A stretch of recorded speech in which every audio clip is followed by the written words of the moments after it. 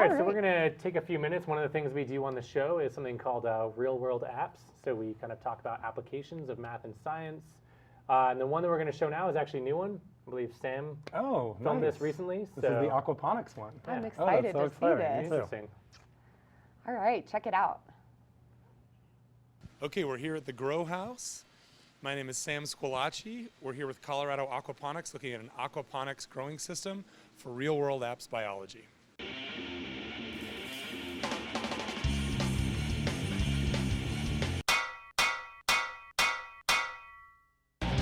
All right, so tell us who you are and what you do here.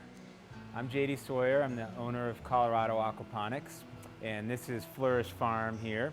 And here at the farm, we raise fish and plants together in a natural ecosystem, providing food to the community and local markets and restaurants. What is the difference between hydroponics and aquaponics? Sure. Hydroponics, you're growing plants in soilless media, but you're typically doing that with either an organic nutrient solution or some synthetic type of nutrient solution. In aquaponics, we actually raise fish. And the fish, through their waste stream, are actually providing nutrients to the plants. So it's more of a natural ecosystem where one organism is providing and helping another organism. We don't discharge any water. We continue to recirculate that water. And that's important because we can grow a tremendous amount of food with a fraction of the water that you would otherwise use in traditional forms of soil-based agriculture or even in hydroponics. What kind of sciences have you learned as you've gone through this process? Understanding fish and their requirements, water quality, things that are toxic to fish, not toxic to fish, oxygen, flow rates, all these things that are necessary for the health of the fish, because we have to have healthy fish in order for this to work. And then certainly understanding the plant side of the house. What do plants need to thrive? Sunlight and nutrients and ventilation, airflow, all these different things.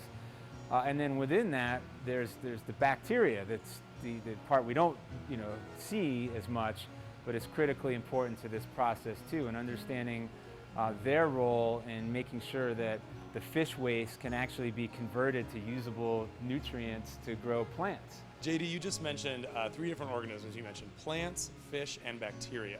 And in biology, we talk about something called symbiotic relationships, right? Where each organism in the relationship provides a benefit for another organism. So how does that work in aquaponics? Sure. Well, how about I take you around and show you how that works? That sounds great. Okay, so JD, we're here looking at these different fish tanks. Tell me, what is going on here? Right, so in this system here, we have fish. We're raising actually tilapia in this particular tank here. And the tilapia provide nutrients to the plants through their waste. So we regularly feed these fish, and they're doing their thing, pooping and producing urine. And that actually produces ammonia, among other things. And it's the ammonia that bacteria are actually converting into usable nitrogen or nitrate nitrogen for the plants. We do that particularly in this tank here. This is called a mineralization tank. And we capture a lot of that waste that comes through from the fish tank. And you can see all these brushes here. These brushes actually help to capture and collect a lot of that waste and creates a home and a habitat for bacteria to help break that down into the trace minerals and elements that plants need. The plant roots in the aquaponics system are actually just floating right in the water. Why is it that that doesn't create rot for the plant roots, or why don't the plants take up too much water? Why isn't that an issue? Right, so in this particular case, we actually provide a great deal of oxygen, dissolved oxygen. We have little air stones that bubble up oxygen, and so if the roots are able to uptake oxygen, we don't have those types of issues that you mentioned. This is a little raft board here of bib lettuce, and you can actually see nice white roots is what you're looking for.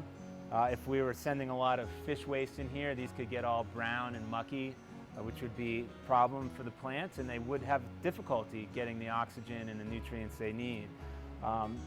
But these have nice white healthy roots here, and they're getting a nice mix of the perfect temperature of the water, a nice balance of nutrients 24/7, And in that respect too, we get tremendous growth rates in aquaponics because they're getting nutrients all the time.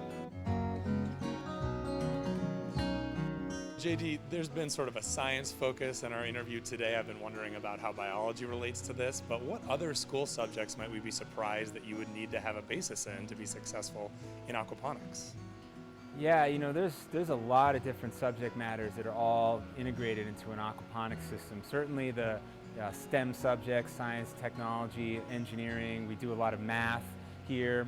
There's defined relationships between the amount of feed and nutrient availability to plants that we mathematically figure out.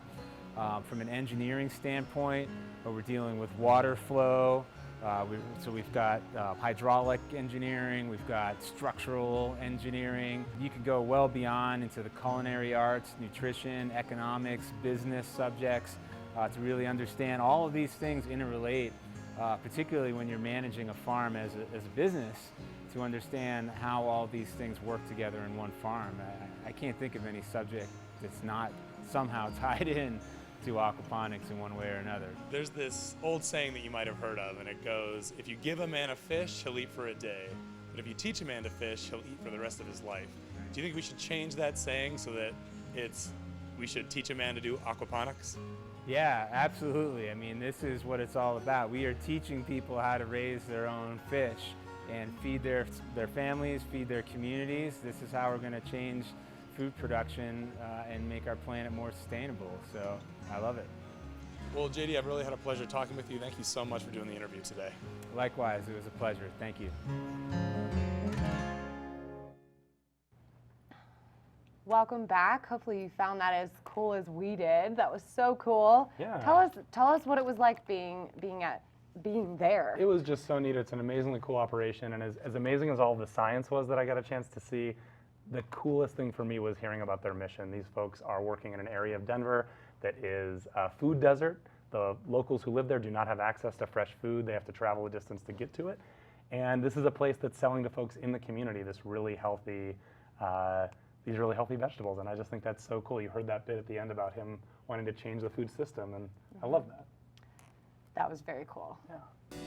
Subscribe! Subscribe! Come on, push the button. You know you want to. Do it.